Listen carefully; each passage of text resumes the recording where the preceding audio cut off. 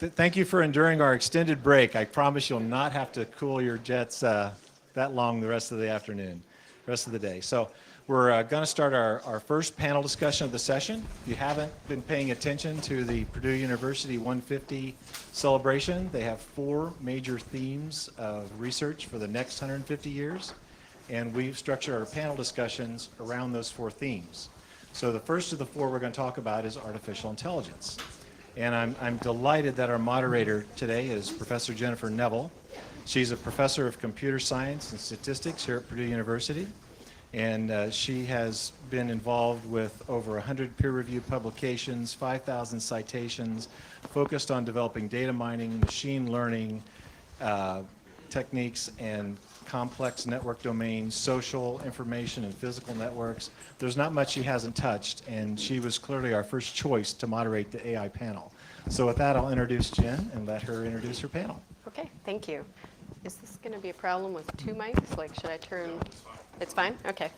Well, thanks everybody for coming. I would like to introduce our panelists here for our discussion on AI and security. Let me see if I'll go from the farthest with Dr. Chris Clifton, is a professor of computer science at Purdue. He works on issues related to data privacy. I'm sure you all know him because he's always here at every CERIAS symposium. He has been a sort of stalwart member of both the security group and the data mining groups here at Purdue in computer science. He left for a little while, from 2013 to 2015, to serve as program director at the National Science Foundation. And prior to joining Purdue in 2001, he was a principal scientist in the information technology division at MITRE. And before MITRE, he was a professor at Northwestern University. So who's next? We have Ashish Kundu. Dr. Kundu is a master inventor and research scientist in the security research department at the T.J. Watson Research Center at IBM in New York. He received his PhD in computer science from Purdue in 2010, and his main research interests are broadly in the area of cybersecurity, privacy, compliance, and AI ethics. He has led the security and compliance group at IBM Watson Health as well as IBM Watson Education. And his work has led to more than 100 patents filed with more than 80 patents granted, and he has more than 30 peer-reviewed academic research publications.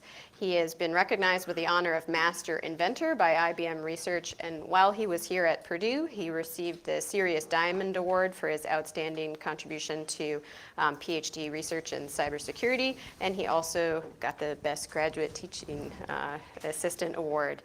So next, okay, now I'm in the right order, so is Mr. Paul Konoval, who is Director of Technology for Northrop Grumman's Mission Systems Sector, and he's a member of Northrop Grumman's Corporate Technology Council. In this role, he leads a wide range of advanced technology initiatives, including integration of the sector's R&D program, university research, intellectual property, innovation, and development of emerging technologies applied to intelligence and DoD. His prior work includes development of national-scale intelligence, SIGINT, and communication systems, with an emphasis on information theory, digital signal processing, and electronics hardware design. Mr. Conval holds a BSc from the Cooper Union School of Engineering and an MSc from Rutgers University. And then finally, last but not least, we have Dr. Sanjay Narayan, who is a fellow and chief scientist in Information Assurance and Security Department at Perspecta Labs, which was earlier called Vencor Labs. And then he also has been at Telcordia and Belcor. Currently, he is a principal investigator of 2 DARPA projects. One is on configuration security, and the other one is on design space exploration for cyber-physical systems, such as underwater robots. He also leads a science of configuration project to synthesize error-free network and cloud configurations in minutes rather than months. All of these projects leverage 2 branches of AI, machine learning and deductive reasoning, and he has his PhD in computer science from UCLA in 1988.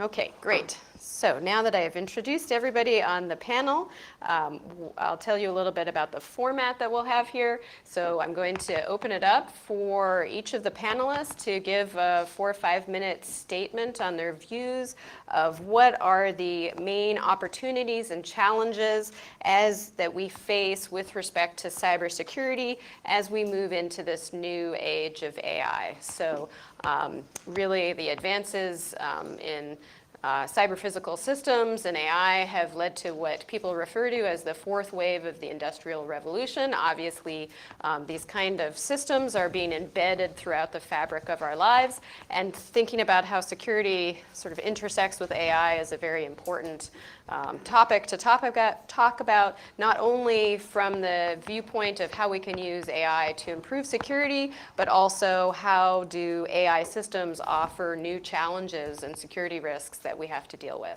And so once each panelist gives their opening statements, then we'll open it up to questions for the audience so we can have a good discussion. Okay, so maybe we should start with Dr. Sanjay Naren, because he has a couple of slides that he wanted to show to set the context here. Are they showing? No. Step over with you because I want to pull something up as well. Start off. Okay. So you can hear me, right? Okay. Right. Thanks a lot, Professor Neville, for the introductions. I will be talking about the application of AI to security. There is a lot of work on securing AI, but I'll be talking about the other side of things. So I am the PI of a new DARPA project and the new program called Configuration Security. And there the problem is that these IoT infrastructure is being built with much larger number of devices than the 40,000 routers that was mentioned earlier, Ray Rothrock's talk. And configuration errors, it's well known, well documented that they account for about 80% of your downtime and vulnerabilities. And that's going to be even worse a problem for IoT. So the configuration security program is to figure out what to do about it, how to eliminate configuration errors ideally. But they are posing a somewhat well, this is my opinion, that somewhat easier problem than, because eliminating configuration errors is an open-ended problem, is so to minimize the attack surface, the configuration attack surface. That is, can we give just enough permissions to the devices so that their job is done, they can do their job. So that's why they want to minimize the IoT configuration attack surface, but while preserving functionality, right? Preserving functionality is important, because if functionality is not important, then you switch off all the devices and no cyber attack is possible. So, my project is on applying AI techniques to solve that problem. And there are a couple of interesting and thought-provoking reads in this area before we try to apply AI. One essay is by Keshav Pingley at UT Austin. He says the unreasonable ineffectiveness of machine learning in computer systems research. So he is underwhelmed by all the progress of AI to computer systems research, which would, I think his area is programming languages. And so what he's saying is that while there have been some interesting applications, but there is nothing mind-boggling like self-driving cars in urban environments. So he wants to have the equivalent of that. He hasn't seen that. But he does give some ideas as to what that would mean. And the second somewhat sobering article is by Robin Sommer and Warren Paxson, called Outside the Closed World on Using Machine Learning for Network Intrusion Detection. And the idea is that this whole concept of making a machine learn normal behavior and then using that to detect abnormality and therefore detection of a zero-day attack, they are skeptical about that whole thing, because machine learning requires both positive and negative examples for it to be effective. So if you just give it positive examples, then it may not work.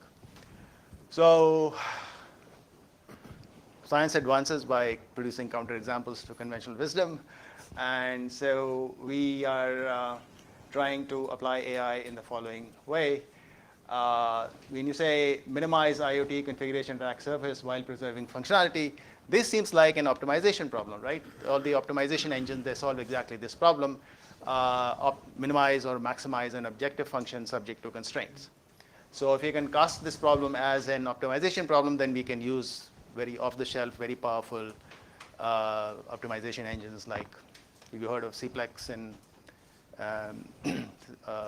systems like that? So let me sketch to you how we are trying to do that, what our approach is. So next slide, please. Okay. So one of the central ideas is that of a scoring function, and this is related to the resilience score that Ray Rothrock was mentioning. So given a configuration of a system, can we give a score to it as to how vulnerable it is, and then whether it can deliver the functionality or not? This is like a building code. So you build a building according to code, and then no matter how subject to constraints, that regardless of how the stresses are placed on the building, it's going to deliver some functionality or some assurance properties. So similar idea. And so the critical thing is that we are not modeling adversary behavior. We are only looking at the configuration and scoring it according to functionality and vulnerability. And then we model the attack surface as an objective function on these scores. So and then the functionality requirement is just a predicate on these scores. And now we can use the existing optimization engines. Now the critical question is, how do you figure out what the scoring function is? So that's where AI comes in. We can learn this function through simulation. So we have a system, and the simulators are available. So we drive it with lots of different configurations, and we evaluate the scores, and then we collect the training data, and we pass that to a neural network learning engine and produce a neural network. And then a neural network can be converted into a mixed integer linear program. How many of you are familiar with that idea? Okay, right. So one. So this is not commonly known, but it's actually quite well understood for people who do verification of neural networks. So neural networks, of course, with the activation function we call ReLU, rectified linear unit, which is quite powerful. So you can convert any neural network with ReLU into an MILP. And now you can use the, you learn the scoring function as a neural network, hence an MILP, and then you formulate your objective function, and then you can use an MILP solver to produce a configuration that minimizes the attack surface and preserves the functionality. So we are not modeling the adversary behavior, and yet we are able to solve the inverse problem, that if you're given so now you can say, I want a configuration given this score, so the MILP solver will produce that for you because it does not make any distinctions between input and output variables. There are only constraints, so it just solves that constraint. So you can solve the inverse problem. You have a resilience score, for example. You want to say, okay, how should I know my system has a bad resilience score. Now, how should I reconfigure my system? So this approach could attack that problem. So that's what I have to say. Thanks a lot. Okay, thank you.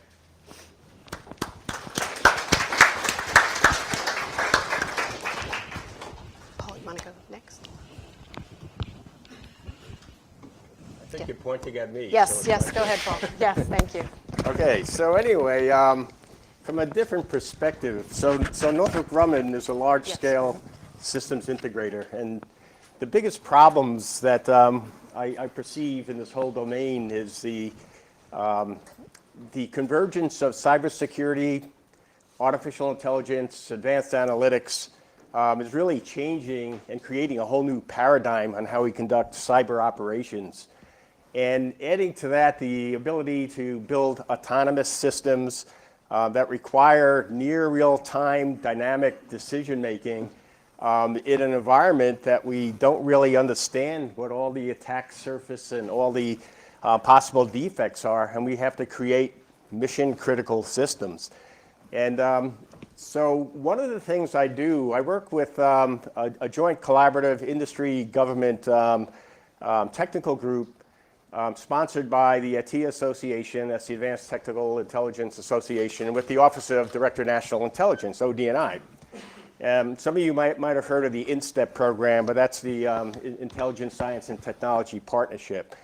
So when we get together, we ask questions like this, across the industry, what are our biggest problems? And when you deal with large systems, so our biggest problems, I believe, are very large-scale heterogeneous systems that cross multiple domains that have to operate in chaotic environments, whether it's a wartime environment for military systems, or if it's a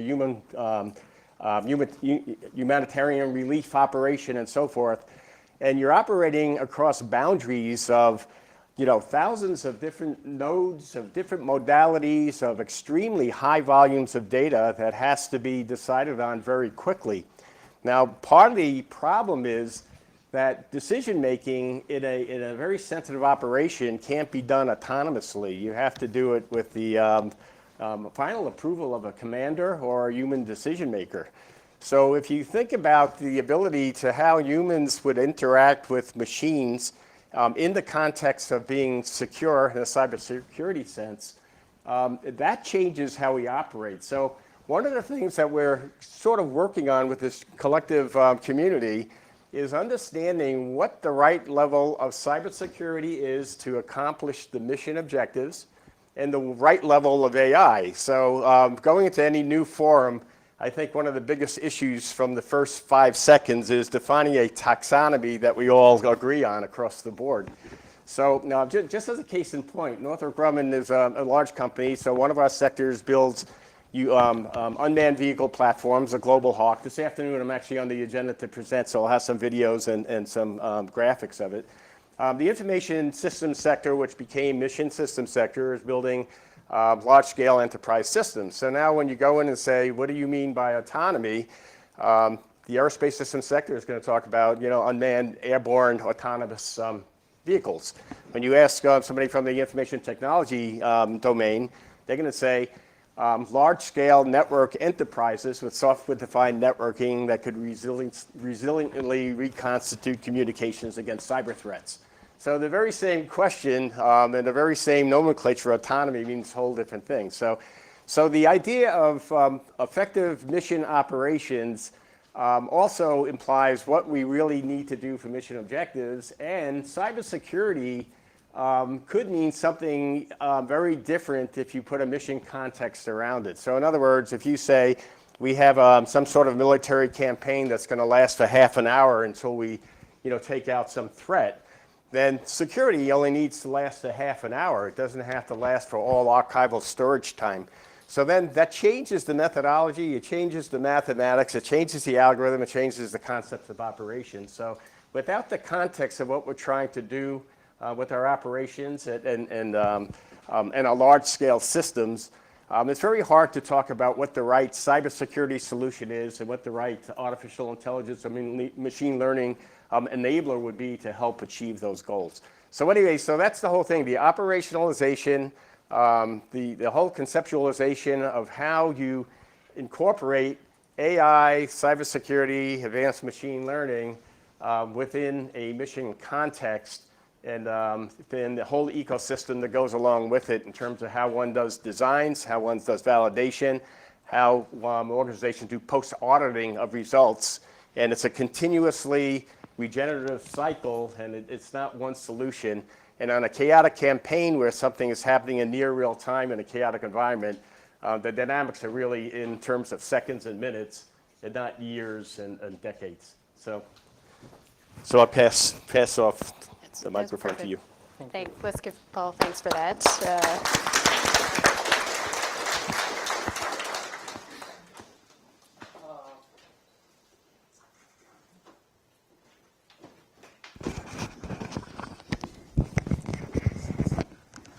Good morning, everyone.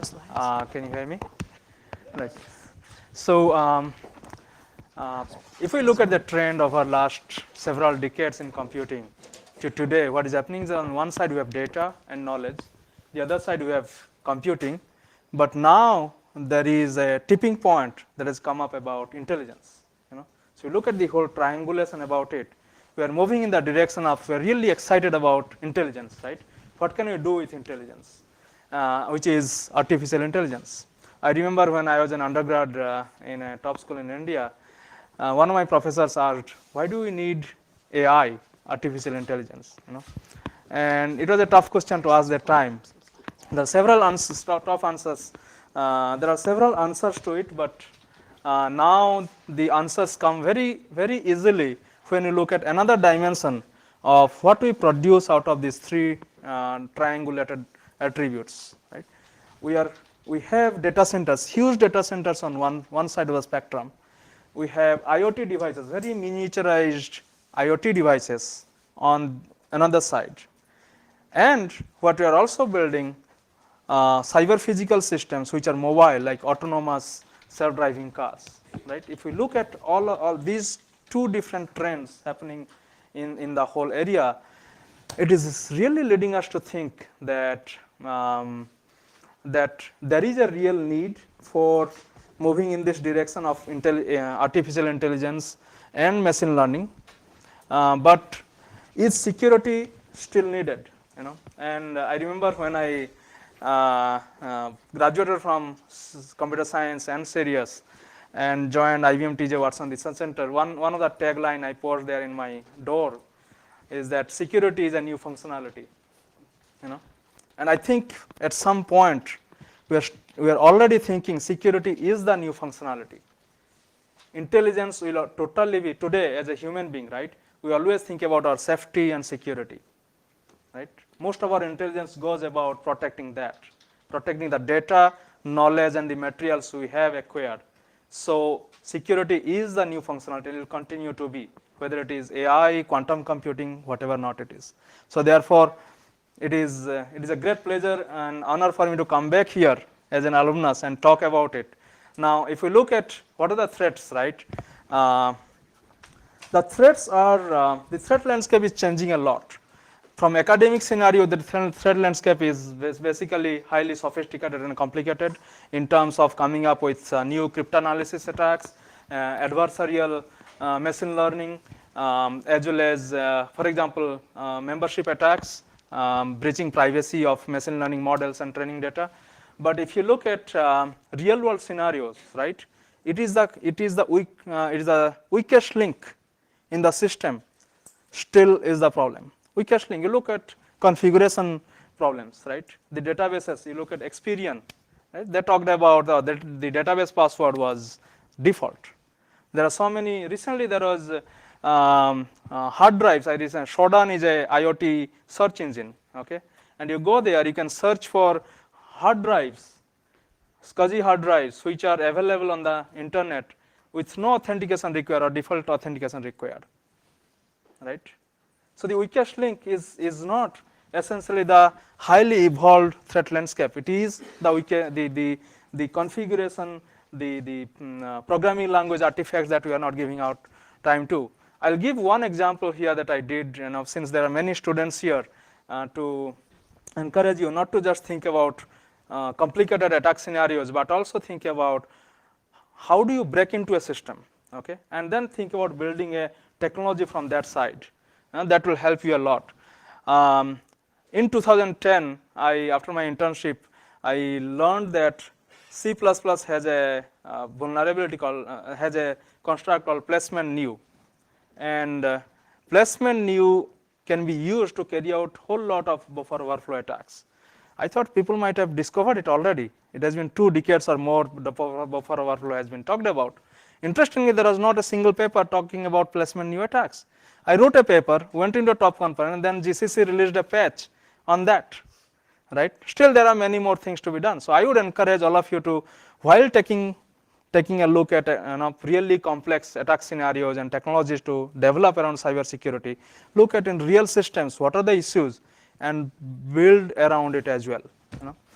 I think I'll pause there. Thank you.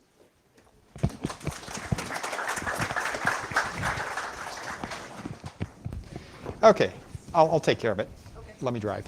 I'm going to be the curmudgeon. I come to this out of the data mining, machine learning community database, dealing with the information first and then moving towards security, and point out the difficulties of using AI in security. AI machine learning techniques are very good at discovering general truths, discovering things that apply most of the time. In security, often what we're fighting against is an adversary who's finding that one little weak spot. That that little niche where you can get things through. Most of our system is secure, can't break in. And if we're not careful and we try to apply machine learning, that's what we get. Most of our system is secure, just like it is today, but there's going to be those few little holes. There is an area of machine learning known as adversarial machine learning. A lot of that work has been, how do we develop techniques to break machine learning? And they're becoming very effective. Also techniques to protect against that. And I got to thank Paul and Northrop Grumman. There are several of us working on this area, collaborating with Northrop Grumman, specifically on how do we defend against these attacks. I'm sure many of you have seen a very visible one, which is a stop sign.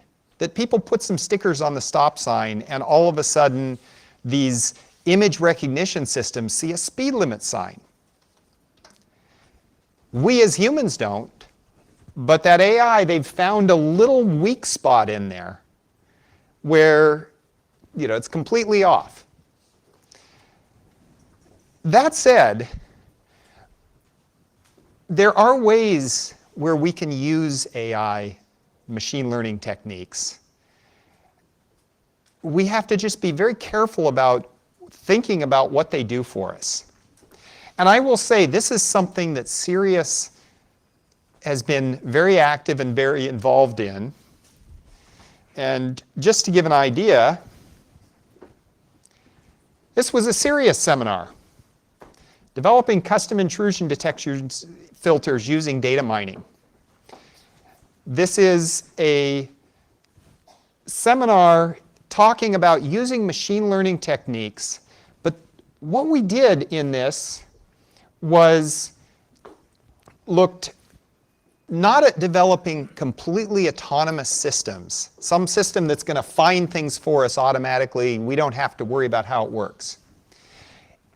It was to help us as humans to sift through things, to go through and say, here's the things that you should, that it looks like you can safely ignore. Let's develop some human vetted rules to quickly build intrusion detection systems. For those of you who haven't figured it out from the picture, notice the date when CERIAS was looking at things like this. Almost 20 years ago. So you're in the right place for this. And in fact, do we have any CERIAS alumni from around that time? This was a course offered in 2001 looking at using machine learning techniques in security. So this is nothing new for CERIAS. I want to point out we've been thinking about this for a long time, making a lot of progress, but we have to be very careful. Many people who get into machine learning today look at this wonderful technology that just seems to solve all these problems. People think of this as was pointed out, a lot of people, Sanjay pointed out some papers who looked at this as, well, you just get training data, you go through your training data, and first thing he points out is, we don't have good negative examples in the training data.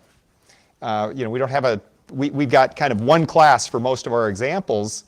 Yes, there's machine learning techniques that deal with that. We need to understand what they do and not just blindly assume that this new technology is going to solve all our problems. So anyway, on that note of being a bit of a curmudgeon there, I'll finish off and turn it over and we can get some questions going. So.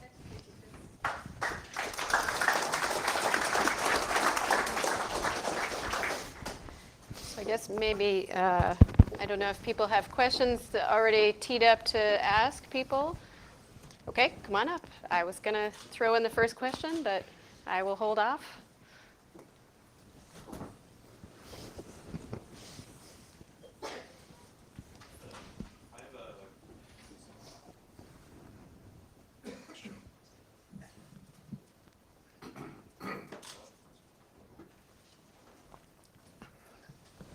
Is it? I think it's on now. Hello? Yeah. Yeah, we got you. All right. So my question, when I ask this question about security, I'm thinking about public safety, not necessarily about cybersecurity. So my question is on AI, thinking about, it seems like we might not have a handle on the right applications for AI. So my question, as a scene setter, what do you think about AI projects like Project Maven, where Google was using AI potentially to help the Defense Department with potentially lethal actions? What is your opinion about the ethics of AI, if you could comment on that? Go ahead.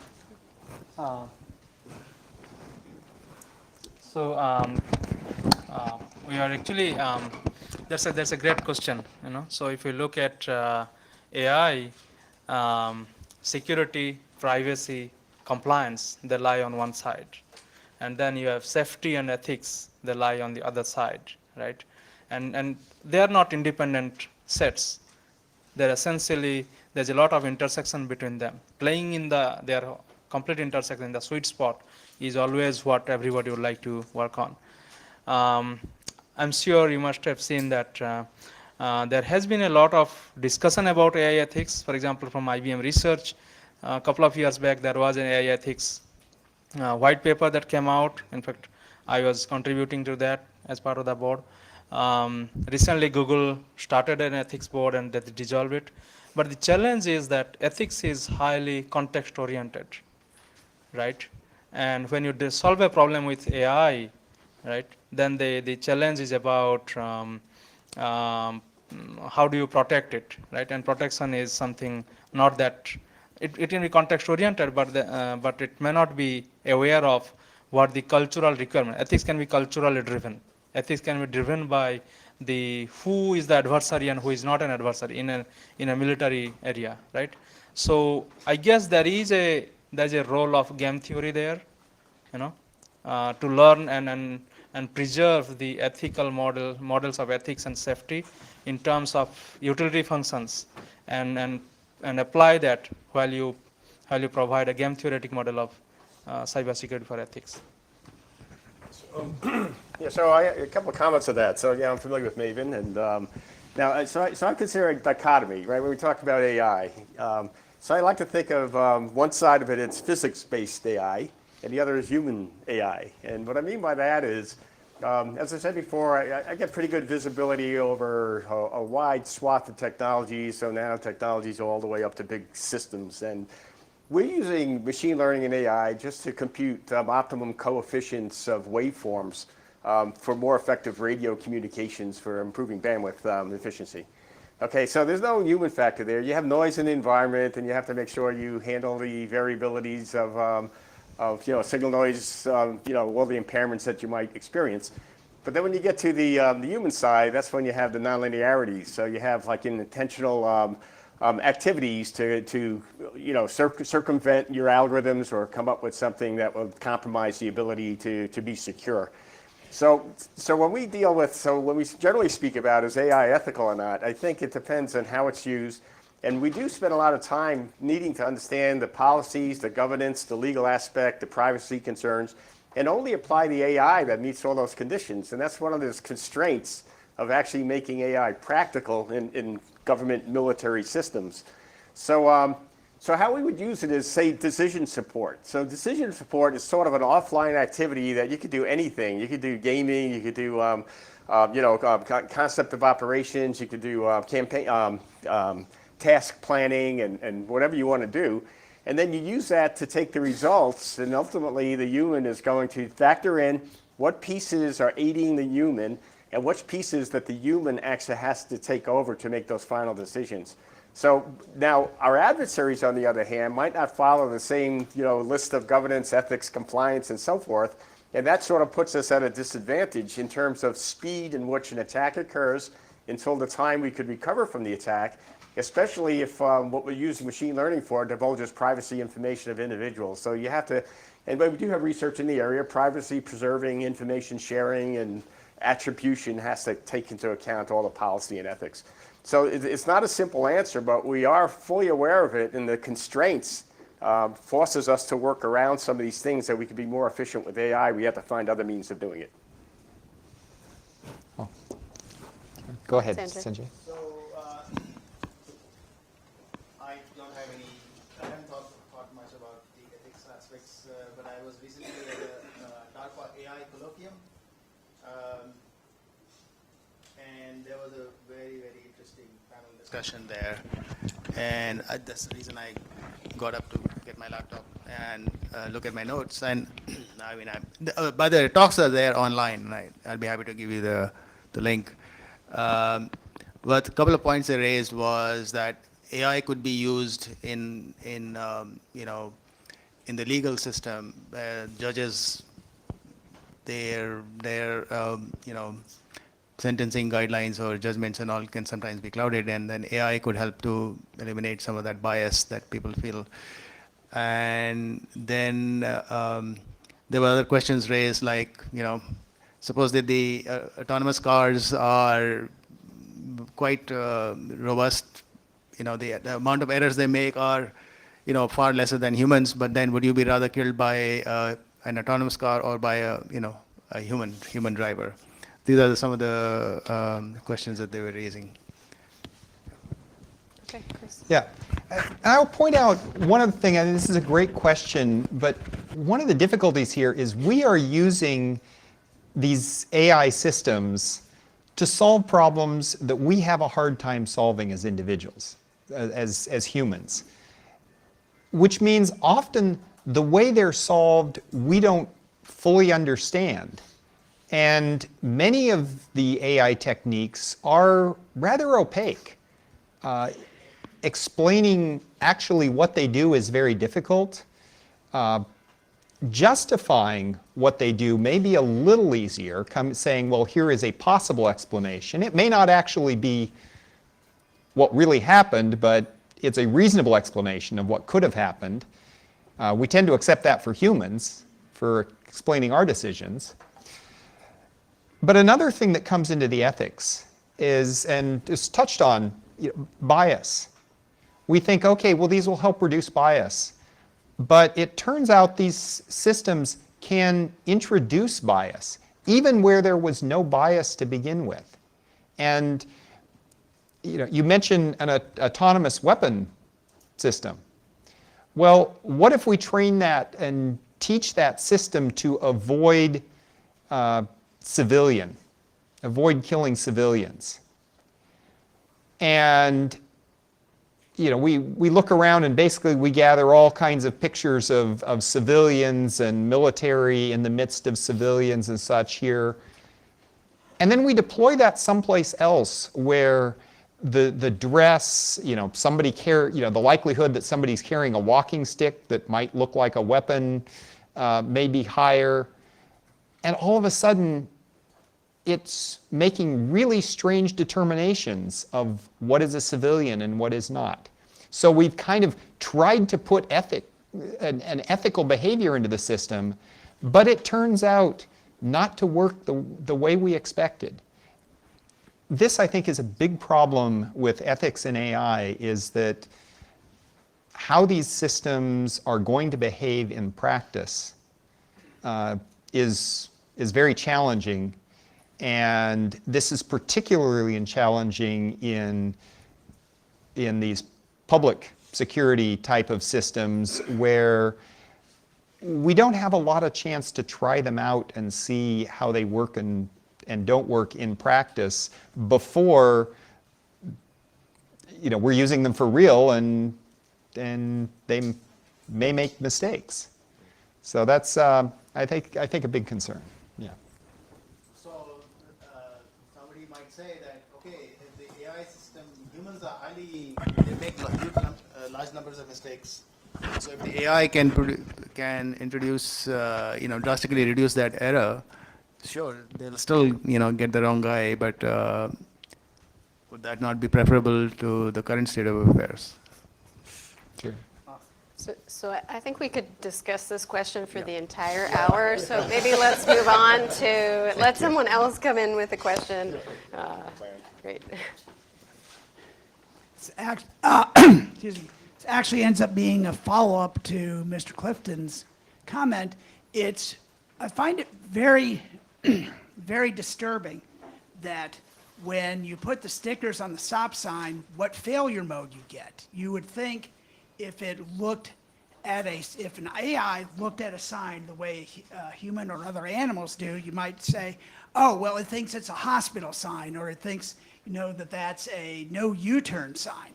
But instead, say it finds a kitten, or there was another one that came out recently about they had a picture of a room, you put an elephant in the room, and then the AI started thinking like the couch was the end table, and the end table was a floor lamp and all that.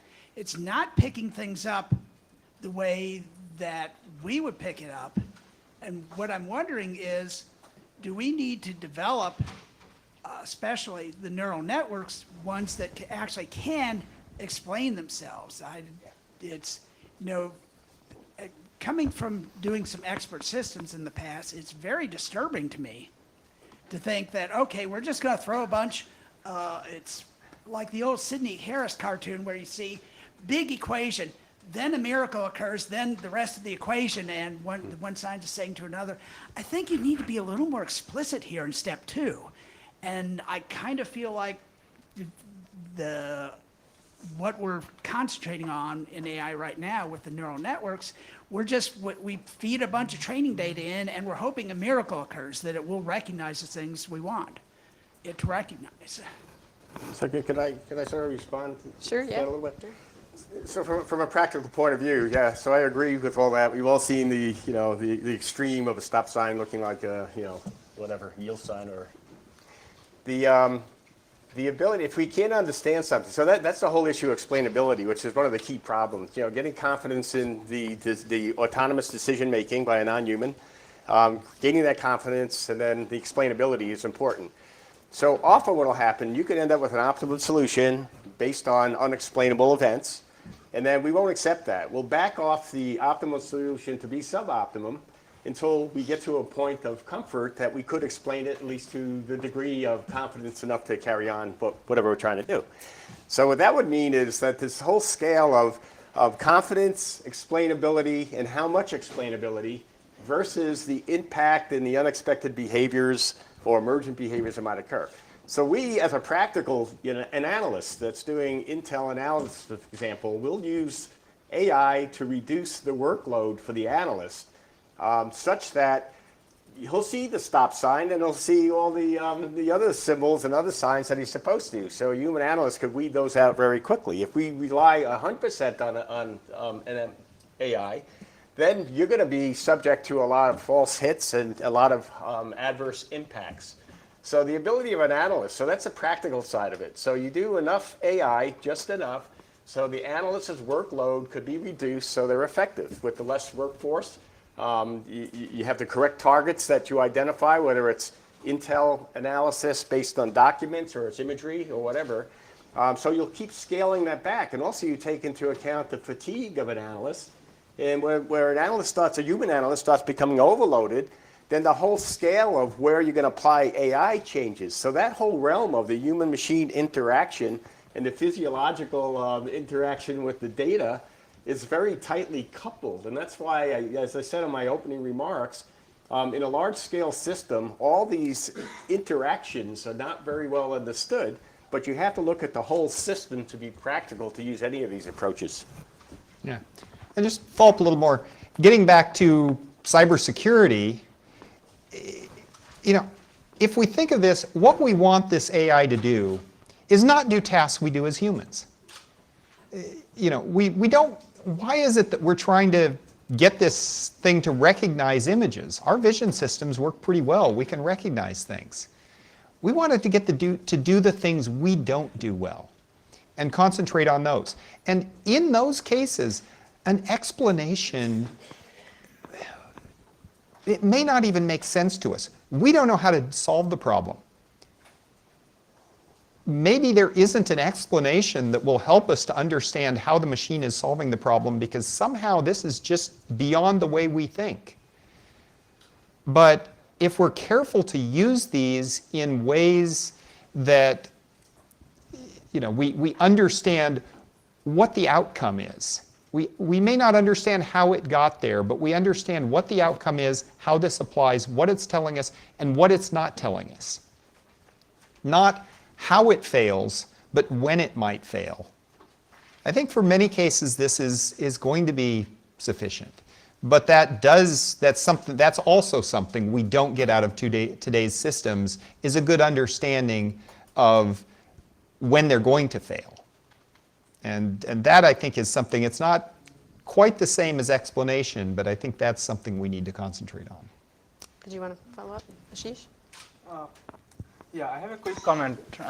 Transparency and explainability is an important area of AI, but what it boils down to essentially is explaining why a certain function or a certain set of equations solved by an AI system is behaving or giving such output, right? So the range, the amount of data that needs to be gathered and managed and then used for explainability of the system is going to be humongous. And we need to, as Paul pointed out, that we need to be careful about how we select those data points to explain them. And then, for example, GDPR as a compliance requirement has explainability as one of the requirements. How are you going to implement that? That's a big question. Sanjay, did you have any response to this question? Yeah, explanation is critical. Also,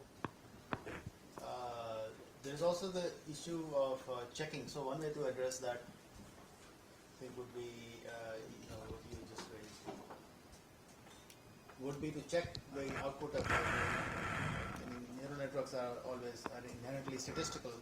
So they are making a decision now. Is there a way to validate that decision before you actually implement it? So if there is, then a few things can be done. That's one of the other stuff that we are exploring in our projects. But I think validation against some ground truth engine would be a critical part of deployment of an AI system for real world decision making. So maybe before we go on to the next question, let me just point out that in the research field of AI, we have two types of goals that people focus on. One is to develop agents that behave rationally, and the other is to develop agents that behave like humans, right? So this stuff that Chris and Paul are referring to as the methods are augmenting people's abilities and hopefully helping them make better decisions more efficiently. Those are not always, the systems are not always built to try to replicate exactly what decisions humans would make, because that's much harder to put into the objective function. So it's worth thinking about as we start expecting certain kinds of behavior from our AI systems. So let's go on to the next question. So it's a follow-up on actually getting AI to behave like humans or explainable AI. I'm sure you're aware of the, let me just take this so I don't have to lean. I'm sure you're aware of the dispute between statisticians and AI fans. So I'm just curious, what do you think are the transformational attributes that we still need to, call AI intelligent? Because to a human, it's very difficult to also define what an intelligence is, especially when it takes like 10,000 pictures of a panda to know that it's a panda. But for a human, it's only one picture. You can tell the difference between a panda and a cat. So in your idea, what are the other transformational things that we need, or the big leaps that we need for AI to confidently say it's intelligent, it's behaving like a human? Who wants to start with that question? I'll start with that. I claim that we humans have too big an ego to ever accept that these artificial things are intelligent. So we will define intelligence in a way that these machines are not intelligent. And I don't think that is a bad thing. We've got lots of people. Let people do what they're good at, which is what we refer to as human intelligence.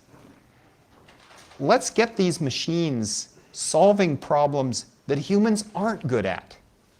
And let's look at this in the computer security domain. What are the things that we don't do well? And how can we use the machines to address those problems? Rather than trying to come up with machines that do a good job of doing what we already do well. I'll sort of make an assertion here. So AI, as I said before, the taxonomy could mean a lot of different things. But if you say AI covers a lot of ground, everything from like simple single parameter rule sets like a thermostat, not a Nest, a thermostat. Then you have more complex rule sets. You have some automation. You have semantic processing. And eventually, at the far right of the spectrum, you'll have narrow AI and general AI, right? So then where does cognition actually kick in? Well, we have a Watson man sitting right here. So at what point do you query a Watson system that it becomes cognitive? So I assert that you could do a lot of things that one gets fooled into thinking it's AI, but it's nothing more than building a good ontology with a knowledge base and doing semantic queries. And then a system could very much look like an AI system because it gives you the right answers. But it's based on a knowledge base of well understood activities and performance of what you call the system.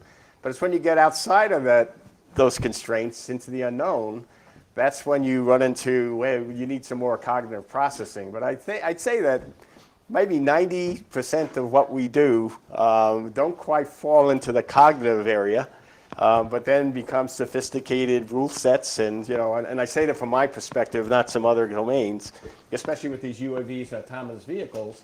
They very much look like AI systems, and they're full cognitive, and they do things that you wonder how they could react to the environment as they do. But they're very sophisticated rule sets. So semantic computing is one element of AI, and that answers a lot of the veil. But then to go all the way to the right side of the spectrum and then expect to do things like weed out cats and dogs and elephants and do it seamlessly, that requires a different technology that we don't quite have right now. So I'll just add one more thing here. I didn't mean to insult Watson, by the way. No, I think Watson was a good stepping point for AI in 2011.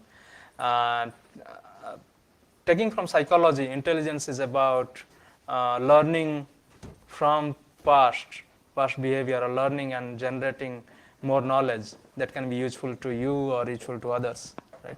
It's essentially about intelligence is all about learning.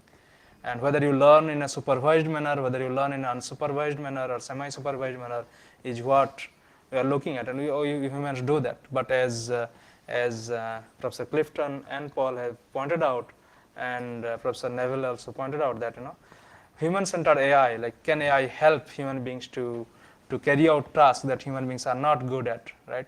And from that point of view, can we develop intelligence or AI-based algorithms and techniques that could help us become better in whatever we do or achieve as a society? So there's a lot of work going on in the industry about societal or AI for good, right? Societal good. And there is also work going on in the army side, right? Essentially military side. And the question is, how do you differentiate between what kind of algorithms you are using there, right? Or what kind of intelligence? That is where comes, are you using supervised learning versus unsupervised learning? Because if you start applying unsupervised learning in military side, it might become slowly get highly biased and cause harm, and that is where you need a human supervision. So so intelligence might need to be administered and monitored by human beings at some level. Well, I mean, there is a Turing test, right? So I mean, the distinction between human and machine intelligence can all be settled by the Turing test, right? So, I mean, do we really have to define what is human intelligence and what is AI? But there was an interesting article. I mean, we are very, very, very far away from human intelligence, recreating human intelligence artificially. There was an interesting article on natural language understanding by Douglas Hofstadter. Heard the name Douglas Hofstadter? He wrote this book called Gödel, Escher, Bach. He's actually at Indiana University, close by. Gödel, Escher, Bach. Anybody read that book? Yeah. Okay. Great. Pulitzer Prize by computer science. Yeah. Great. So he wrote an article, I believe, in the Atlantic magazine that despite all the advances in Google Translate and all, we are very far away from translating, things accurately. We can read novels and extract very. He gave lots of examples of, phrases and sentences that we can understand, but machines are nowhere close to understanding those things. So, there's a lot of good problems to solve still. Okay. So I'm going to use nonlinear discontinuities as my stripper name. To go back to the original comment about healthcare and AI, it occurs to me that we've got a vast body of proved ground truth that AI could help explain to us. And I'm wondering if any of the panelists or if you, Professor, would have any thoughts on using AI to explain protein folding. If I put together a string of amino acids, in a millisecond, it's going to snap into exactly the right shape. We don't know how. I'm wondering if there's a way to, perhaps, Watson, model that process so that we could understand and have the AI explain to something that apparently is not accessible to normal human consciousness, even though we're doing it billions of times a second. I was going to say, is Daisuke Kihara out here? We have people who are trying to do these things, trying to study it, very hard problems. And an interesting thing is, I think that's a very nice idea. Can we get the machines to explain to us how these things work? I think the first step, and we're not even there yet, is can the machines actually say this is what is happening or this is what happens without necessarily being able to explain to us? That would be a first step. Can they essentially predict what happens in these situations? That at least suggests there is an explanation in the space that the machines are capable of representing. And often we can at least describe mathematically what that is, even if we can't quite get our heads around any particular instance. And so I think there are ways we can use these techniques to better understand, but getting to the vision you have, I think, is still a long ways down the road. So I have, let's see, it seems like we have a pattern if we're using MI, like this. It's a nuclear pattern. So in the area of personalized healthcare, right? I mean, you're talking about a very tough problem. You talk about a problem that's like really hard, but we're sort of doing it. In personalized healthcare, we're doing a lot to understand using large data, big data analytics, and ML, and all the different techniques we can to understand proteomics and genomics and all the different omics to try to understand the onset of what the biomarkers are that indicate the onset of pandemics and endemics. So we have a whole group of people doing that, applying the same algorithms you do for radar missile defense. They're applying it to proteomics for personalized healthcare. It's a tough problem because clinical techniques now basically look at the general populations and look at symptoms, and doctors prescribe some medicine based on what they see across a large population. So the personalized healthcare takes an advantage of a lot of external data. It takes an advantage not just your blood tests and the blood assays. It's also taking into account your own genomics, your history, the neighborhood where you grew up in, and all these external factors to see what all comes together to give you the best course of action for medical care. So now if you're trying to unravel like the synthesis of how these things actually happen at a biochemical level, I mean, I don't know who's actually doing that, but the problem I was just defining is something we're approaching, and that's a tough problem in itself. So I think we're a long way off. But interesting question, though. Shall we continue that pattern? All right. That's a great question. If you look at Watson Genomic Analytics project from IBM Research that worked on trying to provide assistive treatment techniques for cancer treatment. I was involved in that, and from security and privacy side point of view. It essentially what it does, trying to answer your question, is that it takes research publications about cancer treatment, about different corner cases of mutations, and trying to find out what could be a potential better treatment for a specific type of tumor. And that kind of issue is, and then there were a lot of false positives. And also, it also saved, I think it saved some person's life, perhaps, I'm not sure that way to see. But it still is a product there, and it's doing a good job. So in the same line of work, perhaps when you want to explain protein folding, why that kind of phenomena works, right? We need to look at the underlying principles of the chemical formulation, biological formulation, as well as the atomic level of models. And the machine should learn that and reason about that. As it goes forward, then you can formulate the functions and the behavior of that in a mathematical manner. Then it can say, the protein folding is happening due to these reasons, right? And it can spit out many different reasons. So bottom line is the system should learn about underlying mathematical behavior of or develop formulation of those systems in a mathematically explainable manner, of the atoms, molecules, and their chemical properties. And that as a building block, then they can come up with explain these complex phenomena. I guess that is how we need to go, but we have a long way to go there. So can I cut in and give you a chance to answer the next question first? So we'll get to, we've run out of time, so no pressure, but you'll be the very last question of the panel. I hope I'm quick.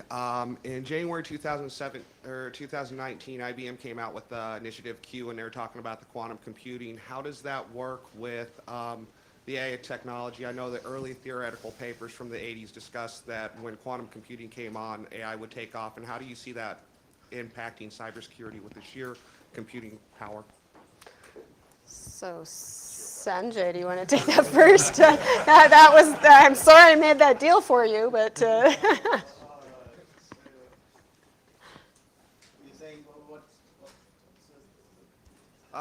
IBM released that quantum computing is out now with them. They're going to allow, eventually, this was obviously a press release that it existed, they're going to allow cloud-based quantum computing, but the ability for quantum computing speeds up calculations at such a huge angle. How does that impact with AI? Because now you already have a system that's making a huge amount of decisions and crushing a huge amount of data theoretically faster than we can, but there's also a new style of computing to go with it. Does that have an impact? Okay, so I am very little idea of quantum computing, so I would assume that it will have a huge impact. Yes, certainly large computing power, but maybe other folks. So Can we change the pattern? we are reversing Lost. So No, sorry. Please. No, I have an answer after you. No, you go. Yeah. So to answer your question, recently there was a paper that came out from MIT and IBM, and other academic community members is that quantum is helping in certain type of algorithms where they are able to learn about patterns and essentially frequency mining or pattern mining, right? Now, the advantage there is that if you look at quantum computing, it is really good at modeling the natural behavior, natural phenomena, right? Essentially, I would say, from a classical computer is really good at modeling discrete behavior in the PNP space, okay, which are not NP, but which in the P space. But quantum computing problems are moving from discrete to some form of continuous domain, where it can address some of the NP problems, not NP hard, but some of the problems, right? As we move from in the complexity theory from classical computers to quantum computers, right? Machine learning also has several similar type of problems, right? How do you learn about different patterns? And I believe it's going to help a lot in the domain of learning these patterns from continuous functions, okay? And if you look at cyber security, especially privacy. In fact, I was recently talking to someone about would privacy be impacted by quantum computing. In fact, we are working on a paper related to how quantum computing can help us determine data which are sensitive and not, and essentially privacy protection better. So I would, it's not a measure, it's just an academic work at this point. There's nothing, as a researcher, we are just dreaming about it, but we'll see how it goes. So my response to that is, in the whole domain of transformational computing, which quantum is a part of, I mean, you can look at the processors. I don't think we talk much about the actual electronics and processors, but that's a big part of it. I mean, we couldn't do a lot of what we're doing today if it weren't for highly parallelized GPUs, or we're talking about neuromorphic processors or custom ASICs to just do AI functions. But it depends on what problem you're trying to solve. Now, if you're dealing with a cybersecurity problem distributed over large networks all over the world, you could design architecture so you make sure you place your sensors distributed also. So you're talking about computing at the edge and more the Internet of Things. And so you don't have a centralized processor. If you're trying to do a real-time problem, quantum computer, you're going to need a data center to be able to host the problem and run your problem. But if you're trying to do something in real time or near real time, it's really highly dependent on the sensors you have available, what edge computing you have, and trying to pack as much CPU horsepower in the edge devices as possible to solve a different class of problems. That could probably be solved better that way than quantum, and quantum certainly, depending on the problem, could do better than a distributed cloud computing solution. The last word, Chris. I'll claim that fundamental problem in AI and the fundamental reason why we're seeing these big advances is not that we've been limited by our computing power. It's that we've been limited by the amount of data that we have to use to teach these systems, for these systems to learn from. Quantum computing is not going to change that inherently. And as pointed out, it'll speed up certain types of calculations. But I think the fundamental issues are how do we train these systems? What does it mean? And in particular, from a security point of view, how do we use these systems in a way that that are going to work in the light of a determined adversary who is going to try to find where the systems aren't working, what they aren't addressing. And I'm not certain that quantum is going to make a fundamental difference in dealing with that problem.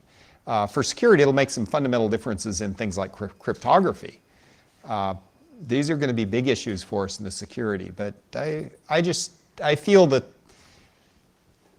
this is not our critical issue to think about. We've got much bigger issues to think about in how we want to take advantage of this technology to improve computer security.